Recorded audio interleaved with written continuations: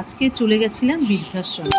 তো বৃদ্ধাশ্রমে গিয়ে দেখলাম এই মায়েদের সাথে পরিচয় হলো। মায়েরা কত কথা বলতে ভালোবাসে, গল্প করতে ভালোবাসে, গান করতে ভালোবাসে, বারবার করে আমাদের সাথে এসে কথা বলছিল।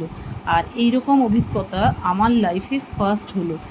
ভীষণ ভালো লাগছিল, ওদের ছেড়ে আসতে মন করছিল না। এই বাবা একদম হাঁটতে পারে না, তো উনি ওয়াকার ছাড়া এক পাও হাঁটতে পারেন না। ওনার সাথেও অনেকক্ষণ গল্প করলাম। ইনি হচ্ছেন পাঞ্জাবে থাকেন আরেক বাবা, তেনারও প্রচুর প্রবলেম, তিনিও হাঁটতে পারেন না। ছেলে মেয়ে এখানে রেখে দিয়ে গেছে একটু শান্তির জন্য। দেখো এই বাবা একদম হাঁটতে পারে না, এক পা হাঁটতে গেলেও ওনার ওয়াকারের হেল্প চায়। এই যে আরেকজন বৃদ্ধ মা, তাকেও রেখে গেছে তার সন্তানেরা।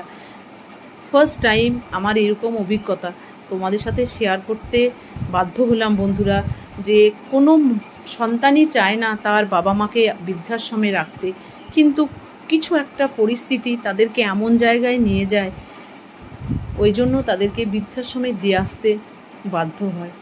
জানি না কী পরিস্থিতি, আমি কারুর সমালোচনা করতে চাই না বন্ধুরা।